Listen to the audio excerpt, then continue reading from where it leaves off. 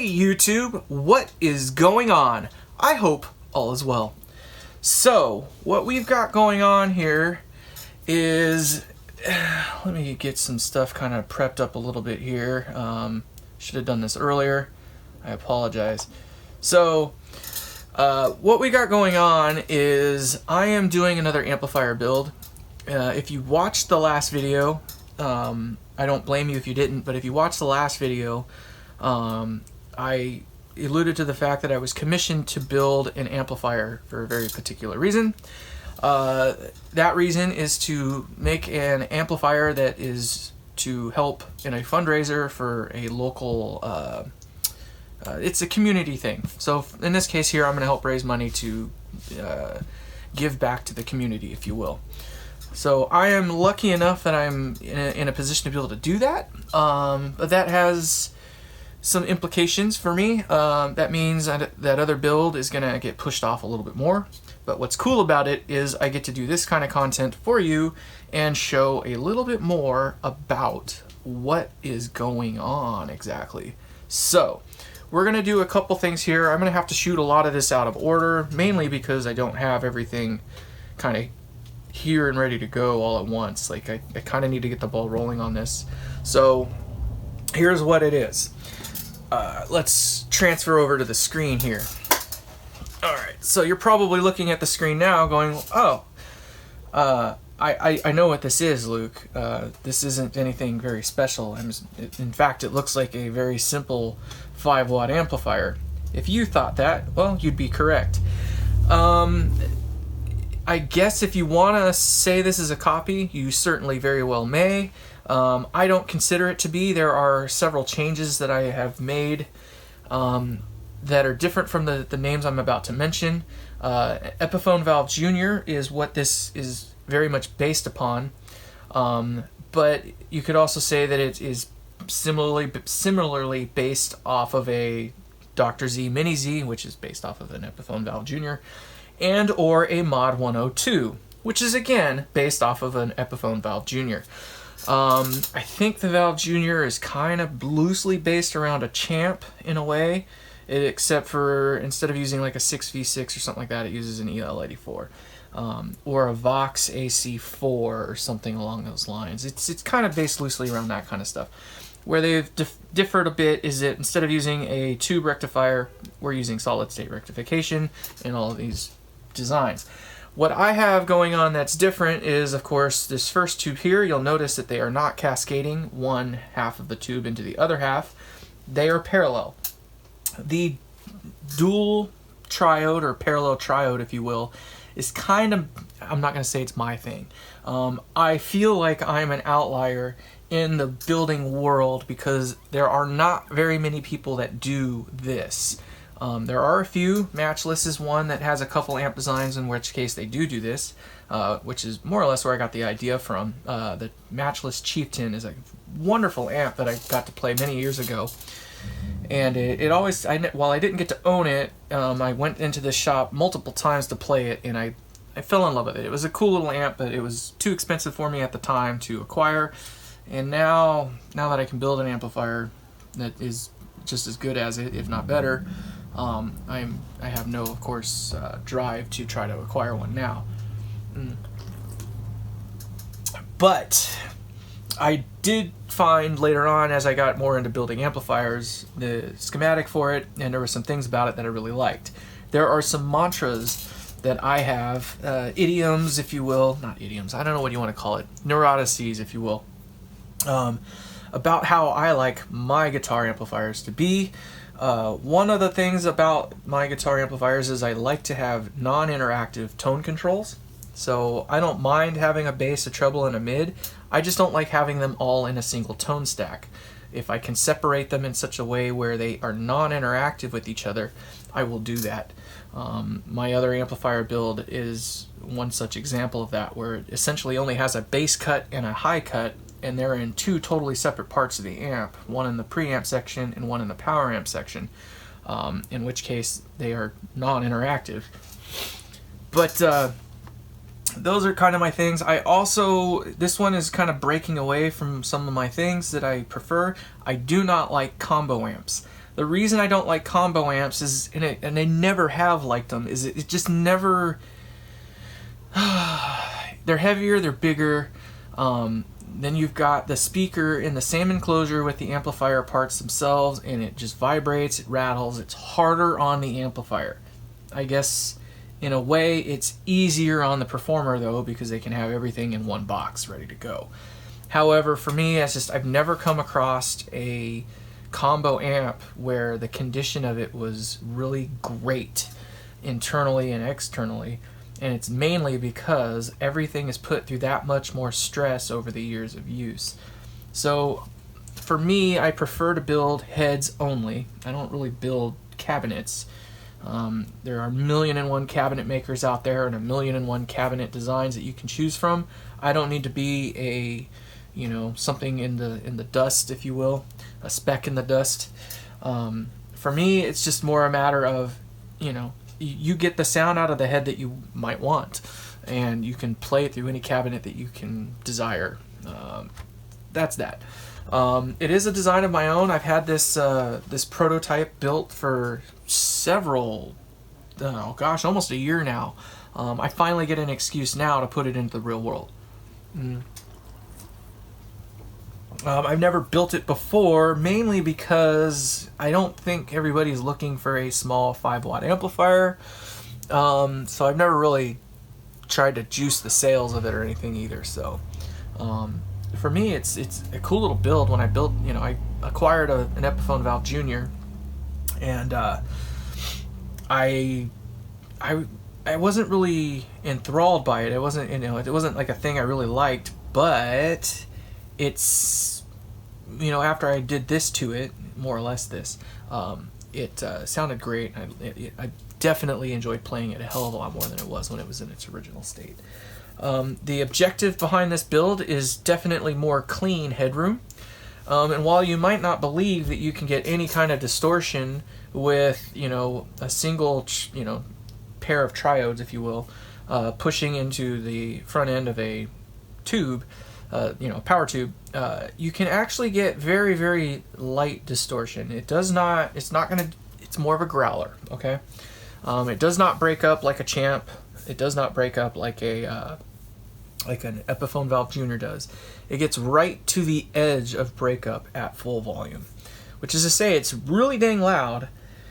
It just doesn't go into the ripping, pure overdrive distortion that you would hear in that style of an amp. And the objective, again, with this particular build here, was to make an amp that was pedal friendly. It excels at doing cleans. It is meant to have all the effects put in front of it, reverb, delay, all that fun stuff. No effects loop, of course. And, sound amazeballs, if you will, at any volume that you are. I don't think you'd want to be next to this thing still, even if it were up pretty loud, where it isn't necessarily breaking up even.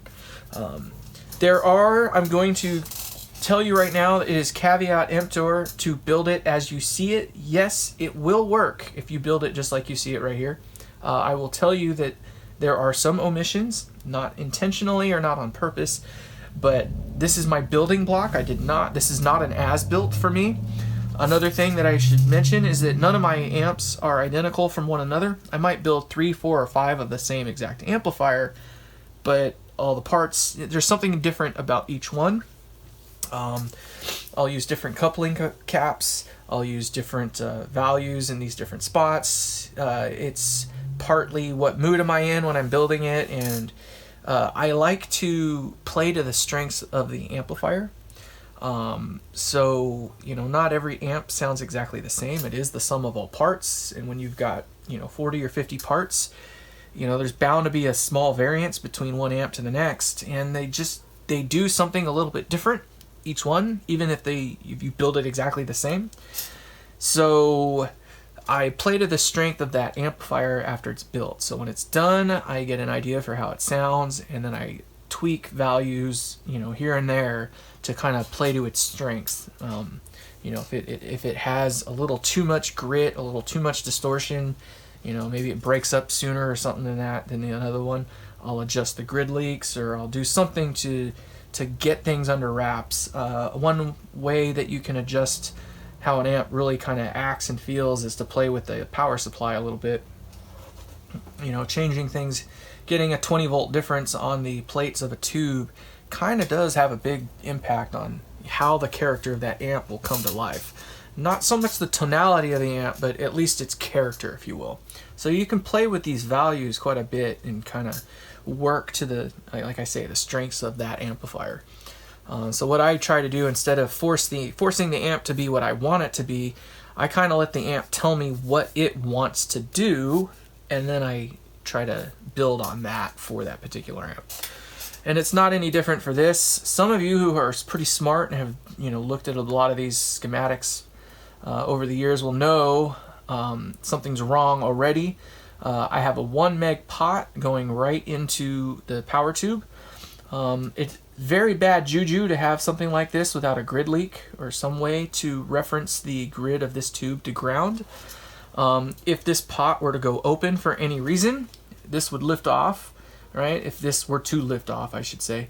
There is no longer a reference to the grid to ground, which means this tube will then go into thermal runaway. That is to say that it'll lose its ability to self-bias, if you will. All right, so it will literally try to burn itself alive. 1 meg is also way too high of a value to place on the grid of a tube in this configuration, which is cathode bias. The design limitations of the EL84 in Class A mode like this, or cathode biased mode I should say, is 1 meg. So if you were to turn this guitar amplifier all the way up, it would essentially have a grid leak value of 1 meg, which is right at the limitation that the tube is designed to work in. Which then again only means that it could, not that it will, but it may or could go into thermal runaway. It loses its ability to maintain its its bias, if you will. So obviously that is there for a reason, and that reason is that 1 meg is the highest typical value we use for a pot there, and I will usually sling something else over the top that connects this wire here directly to ground elsewhere in some way, so that way if the pot ever does go bad, or the wiper does lift off of the contacts inside of the pot, the tube always has another reference or path to ground. That is important. So those are some things to know. You need to kind of understand that you can't just take any schematic that you see on the interwebs and just go and start building it. It's not a guarantee that it's correct. It's not a guarantee that it has been, all the problems sussed out, or if it's even going to work within the design limitations of the parts that are in it. Other things, I have 2 of these guys strung along here. This amp has very, very little current draw in the power supply. I highly doubt I need to have 2. What's the advantage to using 2? Well, I gain a little bit of safety because of having 2. The load is kind of distributed over them, so they run cooler that way. I guess the second thing on it would be is that you do get this is a way that you could play with the voltage drop that you get over here on the power supply. While it's only, essentially 2 volts of total drop over here, nothing significant. If you were to put another pair, you could get, a total 4 volts of drop from, if you only had used 1. Now, 4 volts may not mean a whole hell of a lot. It may not even be enough to change anything anyway, but it is a way that you can get to a target value if you want, let's say you're only 4 or 5 volts away from where you need to be at all these different parts. Well, what does it hurt to put in another pair to get you there and build in a little bit of a safety net, if you will. Obviously, I'm using an artificial center tap for this particular schematic. There are multiple ways that you can do this. With an amp like this, you probably don't need an artificial center tap at all for the heaters. It is so low gain and is so, it's in an amplifier container that's big enough that it's highly unlikely that you're going to have a noise issue. But you can do it if you want. I have it drawn in here so you could. And I have it going to a point on the chassis to ground out, but you don't have to. You can have the artificial center tap come off of the top of the cathode here if you wanted, or this position right here. You could do it that way if you wanted. It may or may not make the amp any quieter. It's just a different way to do it. So for me, again, it's just more a matter of, I put it there to note that, you know, this is kind of what I have going on. Whether or not I use it is completely up to whether or not I need to. If you followed me on my other video builds, you'll notice, or you'll know, that I don't like heater lamps that are ran off of the heater supply. To me, it is silly to literally have a pair of wires come up and around over to where the pilot light is, and then back across the amp the other way to get to the, you know, the heaters of the tubes. To me, that is just silly. They make 120 volt lamps, they make 120 volt neon lamps, whatever you want to do. They make it so you can literally connect it right next to the power switch and power it off of the power switch. So while I noted that it was here, which in theory it kind of is, but because you're using a double pole single throw switch, there, you know, we use a dual blade contact, or dual spade connector, excuse me. So that allows the connections to come, you know, into the switch from the fuse, right? So it comes into the fuse and then it goes across the way, and then all this stuff is all switched together. So, but if the switch is here, this is nearby the switch. So just FYI, it doesn't have to be quite the way, you know, it is currently. So you get, there's some leeway, there's some ways to play with all that. You don't have to do it that way. So just be aware that this is a 120 volt lamp right here, I guess is more or less what I'm saying. And you can wire it in multiple different ways to work. So aside from that, there is nothing spectacular about this amplifier. It is just an amp. The values in it will change depending on how I feel. I might go with a smaller value here. I might go with a lower value here. I might go with a larger one here. I might go with none at all. You can play with these values here, the different dropping resistors, to change the voltages that you get at each of the nodes. Whatever. I'm using a Hammond 125 ESE. That is a 10 watt version of the output transformer. This amp at best is only going to put out 5 to 6 watts. So this transformer should be more than big enough to deal with anything that this amp will put out. I am taking a gamble on this one here. The Hammond 269AX says that it's loaded voltage, which is to say that, you know, once everything's already in circuit, should be about 250 volts right here.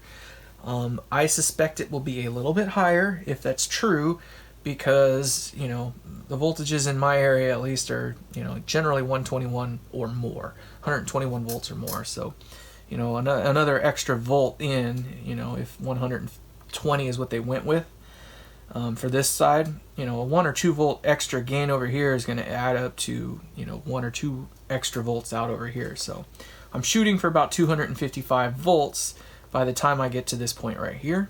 So I'm looking for 255 volts at the plate, which means here at A, I'm shooting for about 200, I think it's about 255 to 260. And I should get, between here and there, I should be able to get that. I will have to play with this value a little bit, of course, to vary that. You can also play with the amount of filtering you have. 100, 30, 30, 30 is absolutely way more filtering than you need for this amp. You could probably get away with 22, 22, 22, 22 if you wanted. I am going a little bit bigger on the initial one, and then I'm probably going to go with a little bit smaller. Oh my goodness, excuse me. A little bit smaller on the successive ones, only because this amp is already so quiet. There's no reason not to go with 30s, but I don't think you need to go quite that big. I think having it the way I have it here is probably going to be a little bit too stiff, so it won't compress quite as much, which isn't necessarily a bad thing, especially for this amp design where you want it to be pretty firm, you know, at all levels. So that's all there is for that. That's going to kind of, you know, close up this video, if you will. I appreciate you for sticking around as long as you have. Well, I guess we'll see you on the next one.